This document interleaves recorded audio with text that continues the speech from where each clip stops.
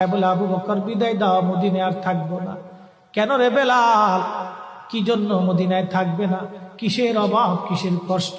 কেউ কি তোমাকে ব্যথা দিয়েছে, না তোমাকে মেরেছে, নাকি তোমার কোনো অভাব আছে? বলো, বাইতুল মাল থেকে মাসিক বেতন দিয়ে দিব। বেলাল বলে, আবু বকর রে, আমার যে অভাব, কোনোদিন কি সে অভাব পুরা করে দিতে পারবা? বলো রে বেলাল, তোমার কিসের অভাব? বলে, আবু বকর, আমি আজান দিলে নবী নামাজে আসতো। বলো, এখন আজান দিলে কি নবী নামাজে আসবে? আবু বকর বলতেছে, বেলাল রে, তুমি কি নবীরে ভালোবাসো, আমরা কি ভালোবাসি না? বেলাল বলে, আবু বকর, তুমিও ভালোবাসো, আমিও ভালোবাসি। শোনো গো আবু বকর, তোমরা নবীজি রওজা শরীফ দেখলে সহ্য করতে পারো? আমি বেলাল যখন আজান দিয়ে নবী রওজা শরীফের দিকে তাকাই, আমার কলিজা গুলি ফেটে ফেটে আসে। আমি বরদাস্ত করতে পারি না, সহ্য করতে পারি না। মদিনাতে দাঁড়ায়